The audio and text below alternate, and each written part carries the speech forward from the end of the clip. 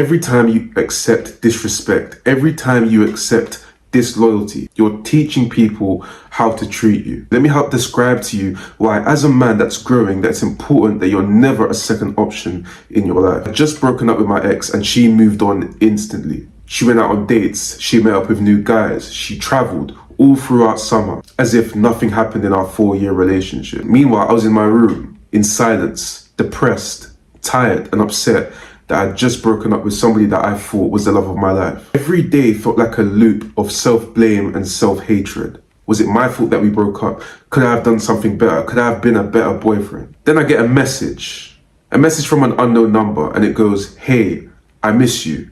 Can we meet up?" And it was her, of course. She was messaging me. And I froze. A part of me was excited. A part of me was happy that she messaged me. A part of me thought that maybe we could find amends with something. But then another part of me said, she's already been with somebody. If she could move on that quickly, there was no reason for me to ever take her back.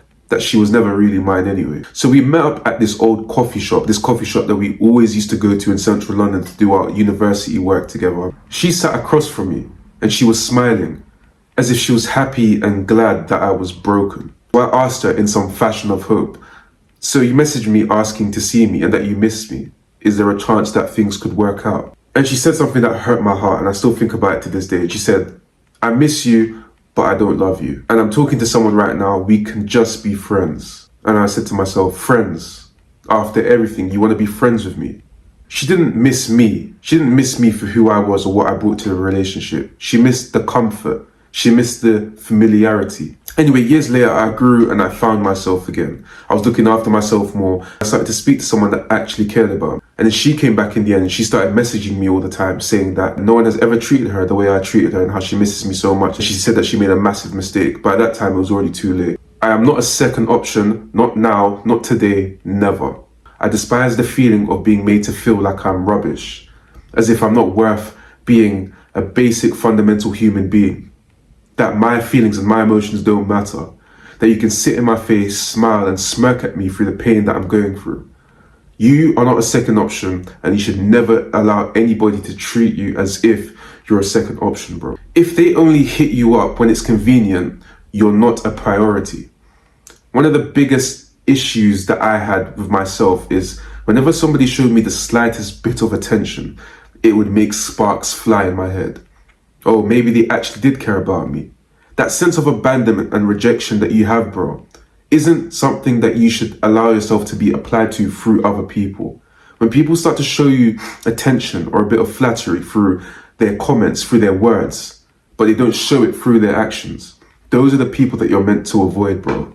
This doesn't just go for your relationships, your intimate relationships, that is. That goes for your familiar relationships with your family and your friends. What does that look like? Do your friends go out very often? Do they say that they really like you around, but they don't invite you out? Use your head, bro.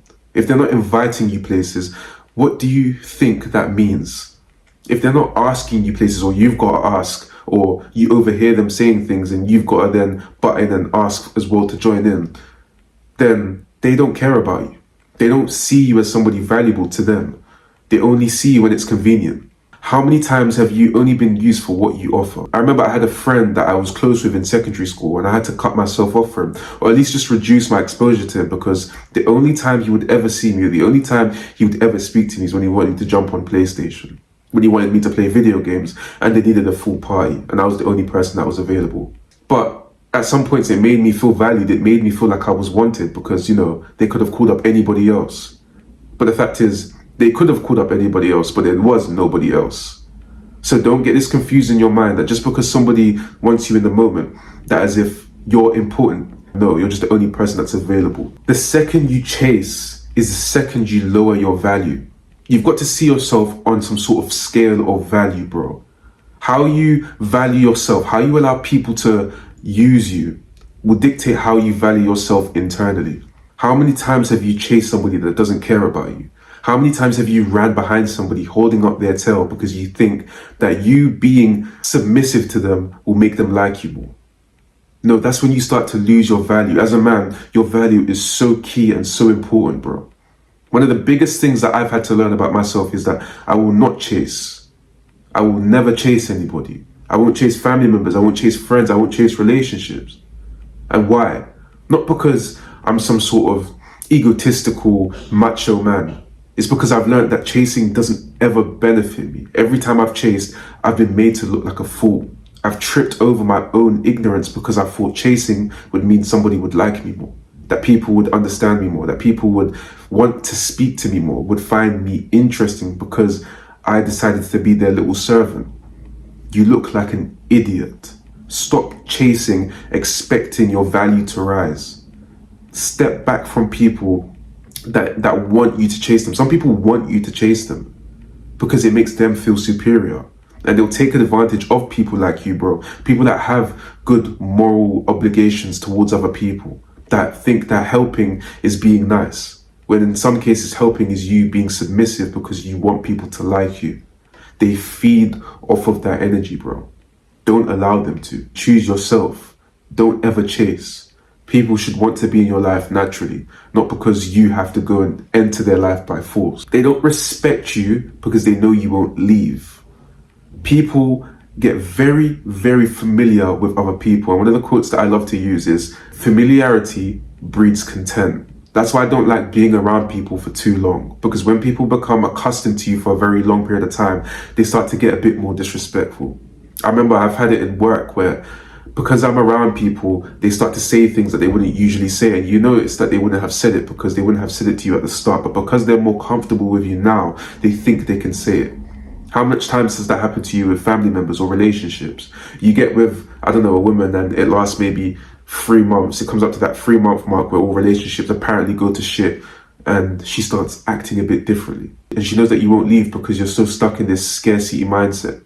She starts to disrespect you more. She starts to call you names. She starts to swear at you. She starts to take your time and your boundaries away from you because she knows you won't leave, bro. So many men are stuck in this scarcity-ridden mindset. They're too scared to get out of a situation, and therefore disrespect rides on them as a result. And I can understand that relationships are a whole lot more complicated than that. Sometimes you might even have kids involved. But at the same time, when you allow people to become disrespectful to you as a result of you being afraid to not leave, that's when you default on who you are as a person fundamentally. You stop doing the things that made you happy. You become somebody else. That's why so many men are upset and depressed all the time. It's because they're living lives that aren't true to them because they're fearful of the life that they have been forced into in this current moment. What life have you been forced into in this current moment as a result of the people that are outside of you? Learn to leave, learn to walk away from people that don't respect you. Because once you can walk away, once you have no fear of choosing your own path and not just saying it, not just saying to somebody, okay, well, we should break up and not do it, but actually being able to put yourself first and forward and focusing on your own habits, your own boundaries and your own dreams and goals and aspirations. Learning that you yourself are fundamentally your own being and you can walk away when you want to. You're not a second option, bro. You've got to see yourself as having more respect than people will ever try to. People will claim to care about you and love you and wish you the best. But at the same time, they're only human. And humans are known for forming transactional relationships. You can have the best morals in the world and people will still manipulate you and use you. But don't allow them to put you down into this rabbit hole of despair, depression, and anxiety. Because your life is supposed to be filled with abundance, happiness, and prosperity. But if you keep on allowing people to choose you second, when you should always be choosing yourself first, that's when you will start to choose yourself second, because you'll start to feel like that's all you're worth. And you're worth much more than that, bro. Stop allowing people to choose you second and choose yourself first. And remember, never forget who you are.